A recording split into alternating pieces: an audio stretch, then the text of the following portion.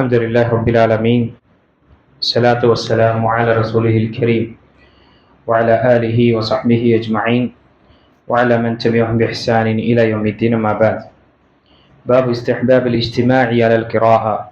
ونبي هريرة رضي الله عنه قال رسول الله صلى الله عليه وسلم: وما اجتمع قوم في بيت من بيوت الله يتلون كتاب الله ويتدارسونه بينهم إلا نزلت عليهم السكينة وغشيتهم الرحمة وحفتهم الملائكة وذكرهم الله في من عنده.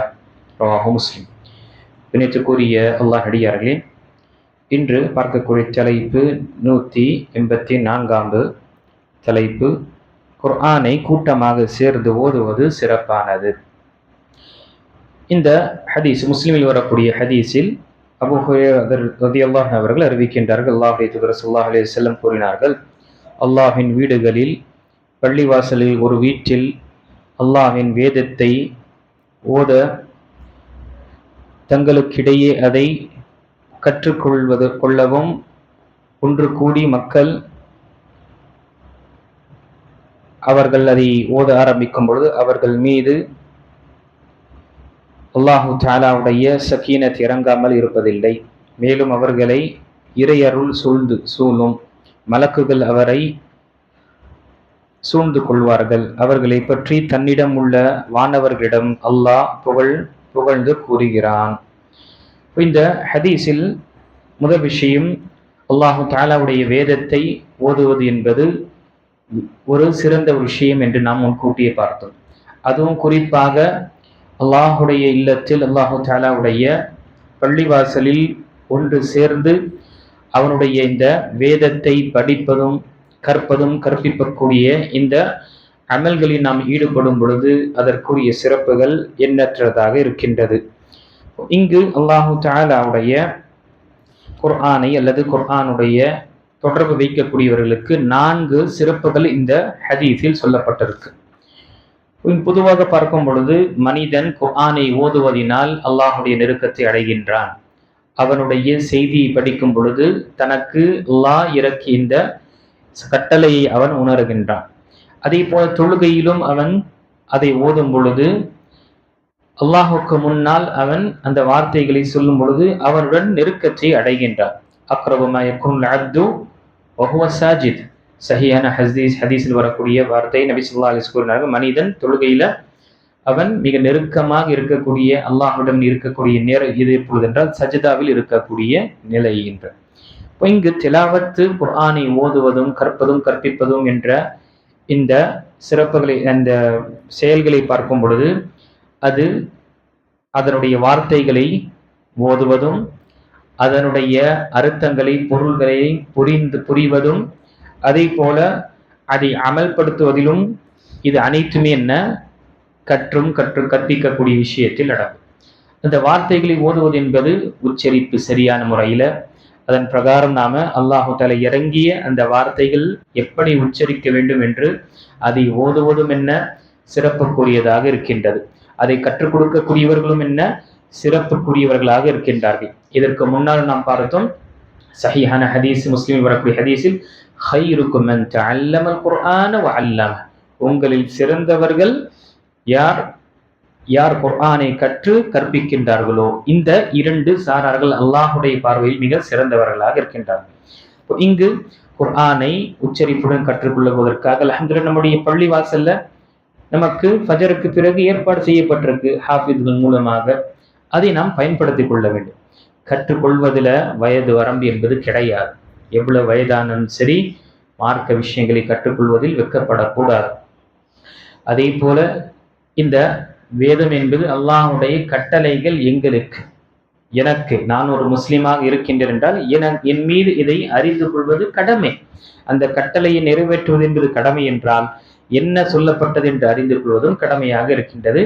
அதை நாம் கவனமாக செய்ய வேண்டும். இப்படி இருக்கும் பொழுது அது ஒருவர் உட்கார்ந்து, பொதுவாக ஒரு இமாமோ அல்லது ஒரு அறிஞரோ குர்ஆனை கற்று ஓதி அதற்கு பின்னால் ஒவ்வொருவரும் சீர்திருத்துவதற்காக அவர்கள் அதே அத்தியாயங்களையோ அல்லது அதே வசனங்களை ஓதி சீர்படுத்திக் கொள்வதும் என்ன இந்த விஷயத்தில் அடங்கும்.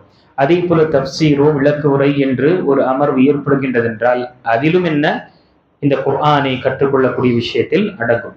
இப்படி அமர்வில் அல்லாஹுடைய ஆலயத்தில் அல்லாஹு தாலாவுடைய இல்லத்தில் அமர்ந்து இப்படி கற்றுக்கொள்ளக்கூடியவர்கள், இதோடைய தொடர்பு வைக்கக்கூடியவர்களுக்கு 4 விஷயங்கள் அல்லாஹுடைய தூதர் ஸல்லல்லாஹு அலைஹி வஸல்லம் தெரியப்படுத்தியிருக்கின்றார்கள். முதல் விஷயம் பார்க்கும் பொழுது வஷியத் அலைஹிமுர் ரஹ்மah, அல்லாஹு தாலாவுடைய நஸலத் அலைஹிமுஸ் ஸகீனா, அவர்கள் மீது சகீனத் என்று சொல்லக்கூடிய அமைதி இறங்குகின்றது. இந்த மனிதன் இந்த அமைதியை அடைவதற்காக எங்கெங்கேயோ செல்கின்றான், ஏதேதோ செய்கின்றான். ஆனால் அவனுக்கு அவனுடைய வாழ்க்கையில் இந்த குழப்பமான அல்லது சோதனைக்குரிய இந்த களத்தில் ஒரு அமைதி என்பதே பெறுவது கிடையாது. எல்லா வசதி வாய்ப்புகளும் இருந்தும் அமைதியை தேடி செல்கின்றான். ஆனால் அவனுக்கு மனிதன் மறந்து விடுகின்றான். அமைதி என்ன நினைக்கின்றான்? பொருளாதாரத்தை கொண்டுதான் அடைய முடியும் என்று அதற்கு பின்னால் செல்கின்றான். ஆனால் அமைதி அடைவது நம்முடைய உள்ளம் படைத்த ரப்பை நினைவு கொள்வதில்தான் அமைதி இருக்கின்றது. ஏனென்றால் இந்த உள்ளத்திற்கு அல்லாஹு தஆலா அமைதிக்கான ஒரு விஷயத்தை அவனை நினைவு கொள்ளக்கூடியதுதான் அமைத்திருக்கிறான். ஆக இங்கு முதல் விஷயம் இந்த சகீனத் என்று சொல்லக்கூடிய ஒரு தனிப்பட்ட அமைதி. நாமே தனிப்பட்ட ஒரு முறையில குர்ஆனை ஓதி குர்ஆனை திறந்து ஒரு 5 வசனம் ஓதும் பொழுது அதனுடைய அர்த்தங்களை புரியும் பொழுது ஒரு தனிப்பட்ட நமக்கு நம்முடைய உள்ளத்துல ஒரு உயிரோட்டத்தை ஏற்படுத்தும். கண்டிப்பாக அதன் மூலமாக மனிதன் தொடர்ச்சியாக படிக்கும் பொழுது அவனுடைய வாழ்க்கையில திருப்புமுனை ஒரு ஏற்படும். அதனால்தான் சஹாபாக்கள் சுப்ஹானல்லாஹ் எடுத்தவொடனே சஹாபாக்களுடைய நிலை எப்படி இருந்தது? 10 வசனங்களை எடுத்துக்கொள்வார்கள். அந்த 10 வசனங்களை கற்று அதனுடைய பொருளை அறிந்து அமல்படுத்தக்கூடியவர்களாக இருந்தார்கள். ஆகையால் தான் அவர்கள் சொல்லும் பொழுது தஅல்லம்னல் ஆயாத் தஅல்லம்னல் குர்ஆன வல் இல்ம வல் அமல ஜமீஅன், நாம் குர்ஆனை கற்றுக்கொண்டோம், அதனுடைய கல்விகளை அறிந்து கொண்டோம், அதில் அமல்களை, இது அனைத்தும் 3மே என்ன நாம் செய்தோம். 10 வசனங்களை எடுத்து இந்த 10 வசனத்தை புரிந்து இதை அமல்படுத்திய பிறகு அடுத்த நிலையில் அவர்கள் அடுத்த 10 வசனத்துக்கு செல்லக்கூடியவர்களாக இருந்தார்கள். இப்போ முதல் விஷயம் இந்த அமைதி என்று சொல்லக்கூடிய விஷயம் அடையும். இரண்டாவது வஷியத் அலைஹிம் வஷியத்துர் ரஹ்மah, அல்லாஹுடைய அருள், அல்லாஹு தஆலாவுடைய ரஹ்மத் அவர்களை சூழ்ந்து கொள்ளும். அல்லாஹு தஆலாவுடைய ரஹ்மத் சூழ்ந்து கொள்வது என்பது அவருடைய தரப்பிலிருந்து நமக்கு தனிப்பட்ட ஒரு ஸ்பெஷலான கேராக இருக்கட்டும், ஸ்பெஷலான நமக்கு ஒரு சிறப்புக்குரிய ஒரு நிலை ஏற்படுத்தும். அல்லாஹு தஆலாவுடைய அருளை இல்லாமல், அவனுடைய கருணை இல்லாமல் இந்த உலகத்தில் நம்மால் வாழ முடியாது. மூன்றாவது பார்க்கும் பொழுது வஹஃபத்ஹுமுல் மலாயிகா, வானவர்கள் இப்படிப்பட்ட அமர்வில் சூழ்ந்து கொள்கின்றார்கள். வானவர்கள் அல்லாஹுடைய வார்த்தைகளை கேட்பதற்காகவும் அல்லது அல்லாஹுடைய வார்த்தைகளை அவனுடைய மார்க்கத்தை கற்று கற்பிக்கக்கூடிய அமர்வு எங்கெல்லாம் இருக்குமோ அங்கெல்லாம் வானவர்கள் வந்து உட்கார்ந்து விட்டு இந்த அமர்வில் என்ன நடத்தப்படுகின்றது என்று அறிவார்கள். பிறகு இந்த அமர்வில் என்ன கேட்கின்றார்கள் என்று கேட்டுவிட்டு அல்லாஹிடம் அதை தெரியப்படுத்தக்கூடியவர்களாக இருந்தாங்க. அந்த நீண்ட ஹதீஸ் புகாரில் வரக்கூடிய ஹதீஸ்ல சொல்லப்பட்டது. நான்காவது மிக முக்கியமான விஷயம் தக்கரஹுமுல்லாஹு ஃபீமன் இன்தா, அல்லாஹு தஆலா இப்படிப்பட்ட இந்த அவை, இப்படிப்பட்ட மக்கள் குர்ஆனை கற்றும் கற்பிக்கக்கூடிய அவனுடைய பள்ளிவாசலில் சிறிது நேர அந்த கழிப்பது அல்லாஹு தஆலா தன்னிடம் இருக்கக்கூடிய ஹமலத்துல் அர்ஷாக இருக்கட்டும், அர்ஷை சுமந்து இருக்கக்கூடிய அந்த வானவர்களாக இருக்கட்டும், அல்லது வானங்களில் இருக்கக்கூடிய வானவங்களாக இருக்கட்டும், அல்லாஹு தஆலா இன்னாருடைய மகன் இன்னார் என்று பெயரை சொல்லி அல்லாஹு தஆலா நினைவுபடுத்துவான். ஏனென்றால் உலகத்தில் மனிதர்களுக்கு மத்தியில் அவனை பற்றி நாம் நினைவுபடுத்துகின்றோம், அவனை நினைவு கொள்கின்றோம்.